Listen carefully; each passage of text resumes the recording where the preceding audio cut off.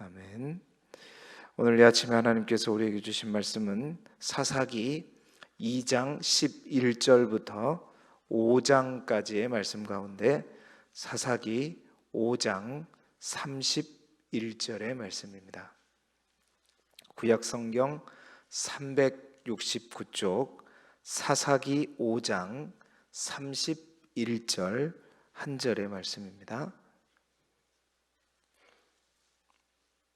사사기 5장 31절의 말씀, 구약성경 369쪽입니다. 369쪽 사사기 5장 31절의 말씀입니다.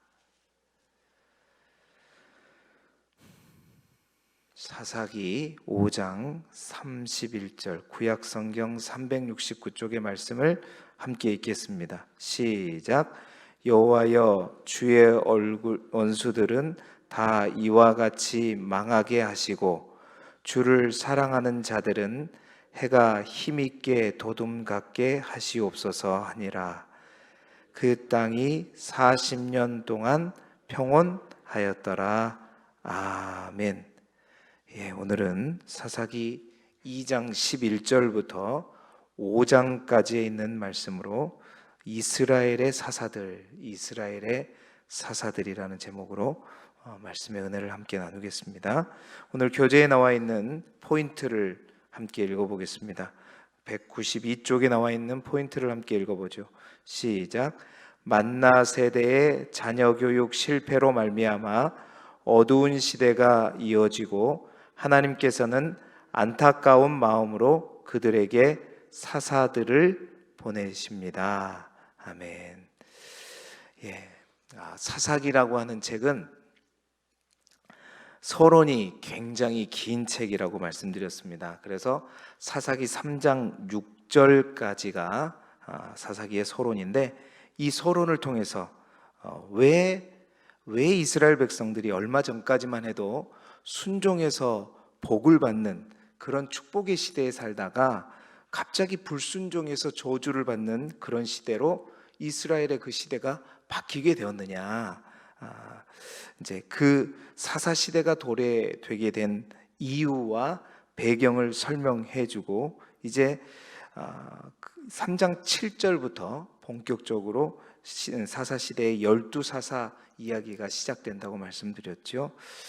어제는 그래서 그 사사 시대에 눈물을 흘리되 어떤 눈물을 흘려야 되는가, 어떤 예배를 드려야 되는가, 우리가 함께 나누어 보았습니다. 오늘은 이제 5장까지의 말씀을 통해서 먼저 이스라엘 백성들 가운데 이 사사 시대가 도래하게 된 마지막 또 하나의 이유를 우리가 함께 살펴보시고요, 또 이를 바탕으로 해서 그 사사 시대 속에서 이스라엘 백성들과 사사들의 삶을 통해서 우리가 무엇을 택해야 되는가, 우리가 택해야 될 것들이 무엇인가, 함께 오늘은 그 사사시대 속으로 들어가서 함께 말씀의 은혜를 나누도록 하겠습니다. 자, 첫 번째로 그 사사시대, 마지막 사사시대가 도래한 이유가 있어요. 그 마지막 추가로 그 이유가 뭐냐, 바로 하나님의 시험에 실패했기 때문입니다. 하나님의 시험에 실패했기 때문이다. 여러분, 이스라엘 백성들이 정복하지 못하고 또한 정복하지 않고 남겨둔 가나안 사람들은 그들의 이스라엘 백성들의 불신앙의 결과였죠. 우리가 지금까지 살펴보았던 것처럼 불신앙의 결과였지만 하나님은 그 남겨진 그들을 하나님 역시 쫓아내지 않겠다고 말씀하셨어요. 쫓아내지 않으므로 그들을 통해, 남겨진 그들을 통해서 백성의 순종 여부를 확인하는 어떤 기회로 하나님께서 삼으십니다. 사사기 2장 21절부터 3장 4절까지의 내용을 보게 되면은 이스라엘 백성들의 불순종에도 불구하고 하나님께서도 이 가나안 족속을 남겨두신 이유를 설명하는데, 그 이유가 뭐냐면, 첫 번째는 뭐냐면 아직 가나안의 모든 전쟁을 알지 못하는 그 이제 사사 시대의 그 세대들, 다른 세대들이죠. 그 세대들에게 뭔가를 가르치기 위해서다라고 하나님 말씀하시죠. 뭐를 가르치기 위함이냐? 그러니까 그 세대들이 뭔가 연단하고 훈련을 통해서 뭔가 강하게 되기 위해서, 또한 그 강하게 되는 것을 원하기 때문이었다는 거죠.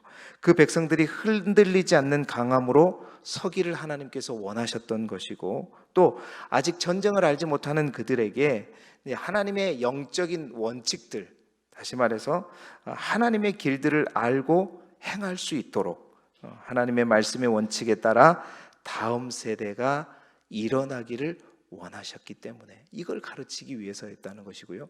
또 하나는 뭐냐? 또 하나 중요한 것은 하나님께서 이스라엘 백성들을 시험하기 위해서였다는 거예요. 뭘 시험하기 위하는 거냐? 하나님께서 그들이 하나님의 말씀을 순종하는지 순종하지 않는지 테스트하기 위해서다. 시험하기 위해서 그들을 남겨두셨다는 거예요. 다시 말해서 이 말은 뭔 말이냐면, 그 남겨둔 가나안 족속들이 바로 하나님의 시험지였다는 거예요. 우리 아이들 중간고사 보고 기말고사 보잖아요. 그 하나님의 시험지였다는 거예요. 그렇습니다. 남겨진 블레셋의 5 군주들이 그랬고, 남겨진 가나안 족속들이 그 시험지에 있는 문제들이었단 말이에요. 그리고 남겨진 시돈 족속들도 마찬가지고, 남겨진 히위 족속들이 하나님의 시험지에 있는 여러 가지 문제들 중에 하나였단 말입니다. 여러분, 그렇습니다. 우리 하나님은 그런 분이세요. 우리 하나님은 우리의 불신앙으로, 또 우리의 불순종으로 남겨진, 우리의 불순종으로 또한 결과로 남겨진 어떤 것들을 무조건 벌 주시고 또 저주를 퍼부으시는 분이 아니라, 오히려 그것까지 어떻게 하시는 분이시다? 사용하시는 분이 우리 하나님이세요. 그래서 그것을 시험지로 사용하시는 분이 하나님이라는 거죠. 그리고 그 시험 문제를 통해서 어떻게든 당신의 백성들이 아까 그 하나님께서 그 시험지를 남겨둔 목적대로 더 강해지고 흔들리지 않고 하나님의 길을 말씀 안에서 찾고, 또 불순종의 길로부터 어떤 길로? 순종의 길로 돌이키게 하기 위해서 남겨둔다는 거예요. 사용하신다는 거죠. 그렇습니다. 때로 우리도 살아가면서 보게 되면 기도해도 응답하지 않을 때가 있죠. 기도해도 응답하지 않을 때가 있어요. 또 우리의 눈에 정말 가시와 같은 어떤 존재가, 그 환경이 항상 그대로 남아 있는 데가 있어요. 아무리 열심히 노력을 하고 또 아무리 기도해도 그 가시와 같은 게 도대체 없어지가 않고 그대로 있어요. 또 우리 마음을 힘들게 하는 어떤 요소들이 끊임없이 나의 발목을 잡고 있을 때가 있죠. 여러분, 그것이 그대로 그 자리에 있다면 오늘 우리는 이 사사기의 소론의 이 말씀을 통해서 반드시 하나님께 질문해야 된다는 거죠. 어떻게 질문해야 되는가? 제가 그 100만 불짜리 질문을 여러분들에게 가르쳐 드리겠습니다. 그 질문이 뭐냐? 하나님, 이런 것들을 통해서 저에게 하고 싶으신 말씀이 무엇입니까? 하나님, 이것을 통해서 저에게 가르치시고 싶으신 것이 무엇입니까? 혹 나에게 가르치시고자 하시는 것이 있습니까? 여러분, 이 질문을 꼭 하나님께 해보세요. 왜요? 이게 시험지이기 때문이에요. 이걸 그래서 하나님이 남겨두신 거예요. 그걸 남겨두셔서 우리를 통해서 그 답을 찾게 하시기 위해서. 다시 한번 이 질문을 기억하십시오. 하나님, 이걸 통해서 제게 하시고 싶은 말씀이 있으십니까? 하나님, 이것을 통해서 제게 가르치고 싶으신 게 있으십니까? 그러면 하나님께서 인도하실 것입니다. 그리고 우리가 그 답을 찾게 하실 거예요. 여러분, 기억하십시오. 항상 이 질문을 통해서 정말 하나님 앞에 나아가시기를 바라요. 저는 앞으로 우리가 그 사람을 만나게 될 테지만 기대가 돼요. 제가 한 번도 그 사람의 인생을 깊이 있게 막 쭉 봐본 적이 없는데, 그 사람이 누구냐면 다윗입니다. 전 다윗을 굉장히 사랑해요. 저희 집 식구들은 제가 다윗 같대요. 바세바를 간음해야 되는데 그러면 큰일 났네. 내가 농담으로 그래요. 제가 다윗 같대요. 우리 애들도 그렇고. 근데 다윗이 어떤 사람이냐? 항상 이 질문을 하나님께 했던 사람이에요. 10년 동안 사울에게 쫓길 때마다 그는 언제나 하나님, 내가 왜 이유 없이 왜 이런 쫓기는 삶을 살고 있습니까? 하나님, 내가 꼭 모르고 있는 거, 내가 아직 알아야 될 것들이 있습니까? 여러분, 그 질문을 했던 흔적이 뭐예요? 수많은 시편들이에요. 그 시편들을 통해서 다윗은 하나님을 예배함으로, 또 하나님을 찬양함으로, 또한 하나님께 온전히 찬송함으로 그 질문을 통해서 끊임없이 뭘 찾았어요? 하나님께 정답을 찾았단 말이에요. 그 정답을 찾았던 인생이 누구의 인생이다? 다윗의 인생이다. 시편은 그런 의미에서 우리가 읽어야 돼요. 이 시편의 기자가 어떤 답을 찾고자 원하는가? 하나님은 어떤 답을 주시는가? 여러분, 그렇습니다. 우리 앞에도 그 시험이 있고 그 시험지가 분명히 있습니다. 그 시험지를 통해서 정말 하나님이 원하시는 정답을 찾는 저와 여러분이 되기를 주님의 이름으로 축복합니다. 그런데 오늘 이스라엘 백성은요, 그 시험의 결과 그 답을 찾았어요. 근데 그 답이 무엇인가? 우리 찾아보죠. 사사기 3장 5절 6절 말씀을 함께 읽어보죠. 그들이 찾은 답이 이 답이에요. 사사기 3장 5절 6절 한번 읽어보겠습니다. 시작.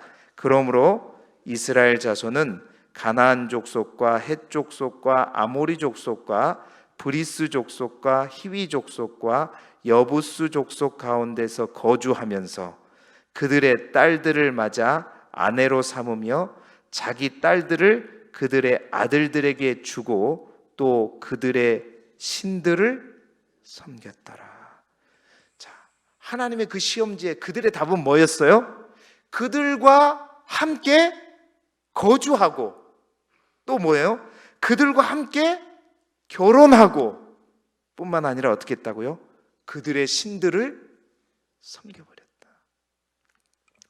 이거 이스라엘 백성들이 그 하나님의 시험지에 내린 답이 뭐냐? 이거 뭐예요? 여러분, 이 답은 하나님께서 그토록 경계하셨던 거예요. 출애굽기 23장, 민수기 33장, 여호수아 23장에서 이렇게 되지 마라 제발. 절대 이런 일이 일어나서는 된다 안 된다? 안 된다고 하나님 말씀하셨거든요. 그런데 그 일이 오늘 여기서 일어나기 시작한 거예요. 이루어져 버린 거예요. 이때부터 이스라엘 백성들 가운데 어떻게 해요? 불순종해서 저주받는 인생이 시작되기 시작한 거예요. 그것이 뭐예요? 바로 사사 시대인 것이죠. 여러분, 그래서 여러분, 사사 시대는 어떤 역사인가? 이스라엘 백성들, 모든 이스라엘 백성들의 오답, 틀린 답 속에서 12명의 사사들의 정답의 역사가 바로 뭐냐? 바로 사사 시대라는 거예요. 모든 백성들의 오답, 틀린 답의 역사 가운데 12명의 사사를 통해서 주시는 하나님의 정답의 역사가 바로 사사시대란 말입니다. 여러분들은 어떤 답을 쓰고 계시고 쓰기를 원하십니까? 반드시 여러분, 하나님이 원하시는 정답을 쓰시는 여러분의 인생이 되기를 주님의 이름으로 축복합니다. 제발요, 반드시 그래야 돼요. 자, 그렇다면 두 번째로 그 이스라엘들의 오답, 사사시대로 그래가지고 들어갔어요. 그 사사시대 속에서 이스라엘이 써내려가는 답이 구체적으로 뭔가 우리가 찾아보죠. 사사기 3장 7절에 있는데요, 사사기 3장 7절부터 우리가 읽은 5장까지 이제 오늘 4명의 사사가 소개되는데요, 한 명의 사사들의 이야기가 시작될 때마다 이스라엘 백성들의 답지가 공개되는데 반복해서 똑같은 답이 나와요. 자, 첫 번째 사사가 뭐냐면 온니엘이거든요. 온니엘의 이야기가 시작되는 첫 절, 3장 7절 말씀을 함께 읽어보죠. 시작. 이스라엘 자손이 여호와의 목전에 악을 행하여 자기들의 하나님 여호와를 잊어버리고, 여기까지. 자, 여기서 뭐라 그랬어요? 이스라엘 자손이 여호와의 목전에 뭘 행했다? 악을 행했다 악을 행했다. 자, 두 번째 사사 이야기가 누구예요? 사사 에훗의 이야기죠. 자, 에훗의 이야기의 첫 절, 사사기 3장 12절 말씀을 함께 읽어보죠. 시작. 이스라엘 자손이 또 여호와의 목전에 악을 행하니라. 자, 여기까지. 자, 또 여호와의 목전에서 뭘 행했다? 악을 행하니라. 자, 세 번째 사사 삼갈은 이제 소사사라고 해가지고 이제 대사사가 있고 소사사가 있는데, 소사사는 그냥 그가 어떤 일을 했다만 짧게 나누어진 사사예요. 그러다 보니까 이제 정확한 구체적인 기록이 없으니까 세 번째 사사는 넘어가고요. 이제 네 번째 사사인 드보라 얘기가 나옵니다. 그 드보라 이야기의 첫 절이 뭐냐면 사사기 4장 1절이거든요. 4장 1절 한번 읽어보죠. 시작. 에훗이 죽으니 이스라엘 자손이 또 여호와의 목전에 악을 행하매. 자, 그들이 써내린 항상 동일한 오답은 뭐였어요?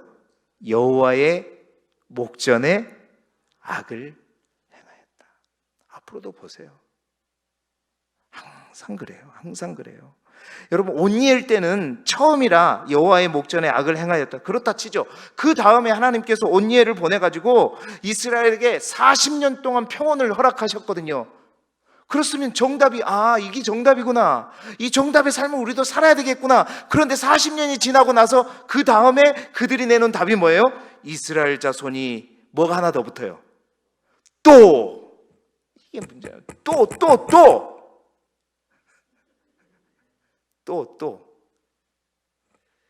안 그런다 그래 놓고 또.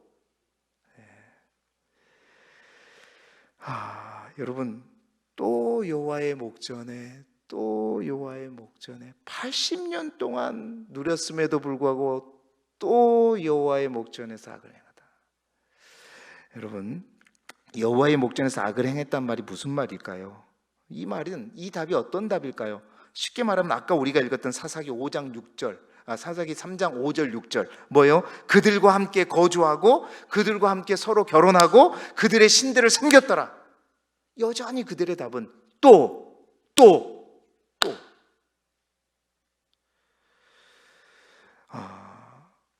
그들이 항상 자기들의 눈에 좋은 것을 선택했다는 거예요.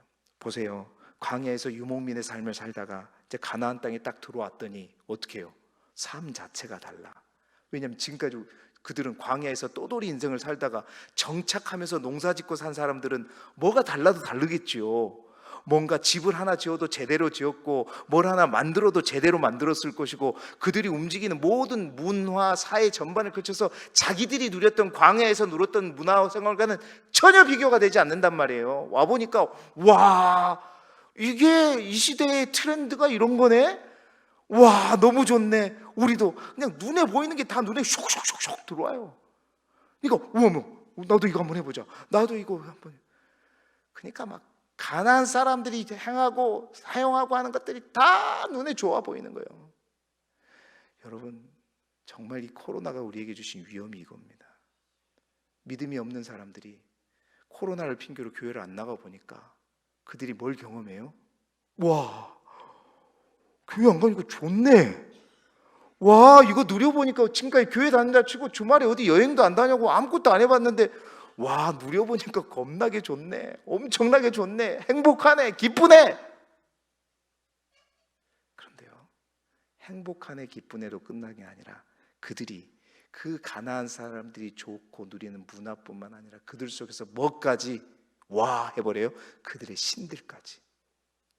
여러분, 이스라엘 백성들이 생각하는 하나님, 그 하나님은 어떤 신이라고 생각했던 것 같냐면 산의 신이라고 생각했던 것 같아요. 왜냐하면 하나님은 항상 뭘 통해서 역사했어요? 산에서 역사하셨거든요. 여러분, 우리가 창세기부터 쭉 봐왔으니까 알잖아요. 모리아산, 호렙산, 시내산, 호루산, 느보산, 에발산, 그리심산.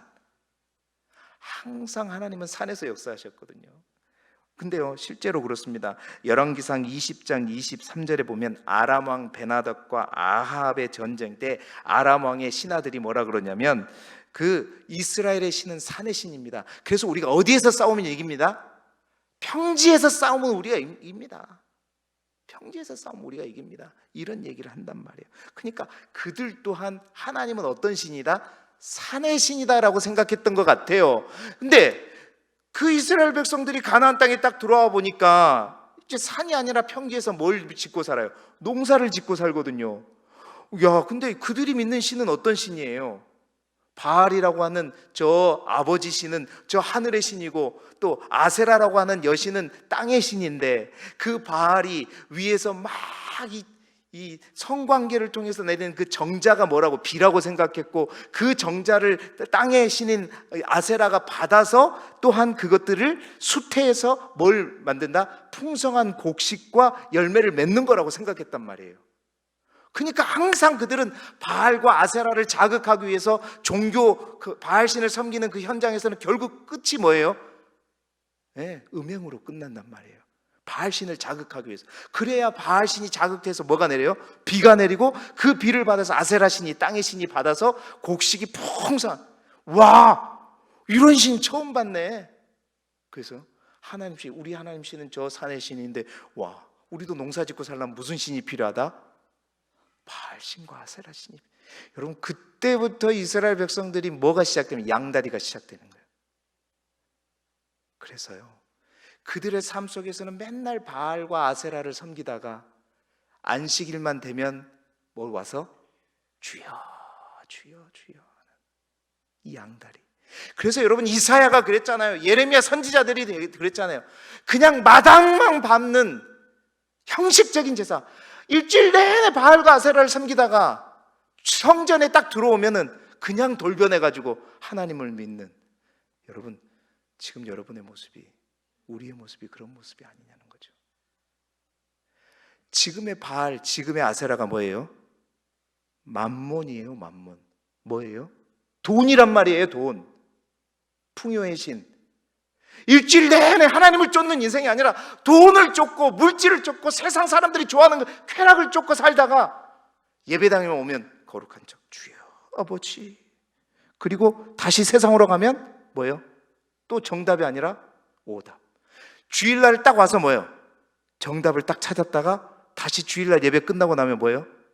다시 또 여호와의 목전에 악을 행하는 오답 인생. 오답 인생. 잘 생각해 보세요. 여러분, 이 인생을 그들이 어디까지 살아내는 거예요? 열왕기 하까지, 바벨론 포로로 끌려갈 때까지 그렇게 살아가는 거예요.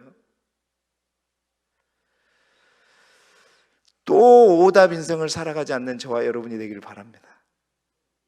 하나님이 끊임없이 성전에서 예배를 통해서 우리에게 뭘 가르쳐 주냐면 정답을 보여주시는 거예요. 정답이 무엇인가를 가르쳐 주시는 건데, 그 정답을 보고 우리는 여전히 오답 인생을 살아가진 않는지 우리 스스로를 돌이켜 봅시다. 진심으로 하나님이 우리에게 사랑하셔서 정말 우리를 위해서 그렇게 계속해서 보여주시잖아요. 자, 그러면 하나님의 정답은 무엇인가? 세 번째로, 사사를 통해 구원하시는 거예요. 여러분, 오답 이야기를 제가 신나게 너무 많이 하다 보니까 정답 이야기할 시간이 별로 없는데, 자, 이스라엘 백성들의 오답으로 인해서 남겨진 족속들과 또 이방 다른 족속들로 인해서 이스라엘 백성들이 어떻게 이제 심판을 받게 되잖아요. 예. 자, 심판을 받게 되니까 그들의 부르짖음에 하나님이 뭘 주셔요? 정답을 주시죠. 정말 하나님은 정말 이스라엘 백성들을 끝까지 포기하지 않으시는 그런 하나님을 보게 돼요. 자, 여호수아 이후 최초의 사사가, 그의 이제 사사가 누구냐면 갈렙의 조카인 온니엘이란 말이에요. 자, 온니엘은 메소포타미아 왕 구산 리사다임의 손에 8년 동안 시달린 이스라엘을 어떻게 해요? 여호와의 영이 그에게 임함으로 그 견고한 요새들을 다 정복하고 이스라엘에게 40년 동안 평온을 가져오게 되죠. 자, 두 번째는 왼손잡이 에훗입니다.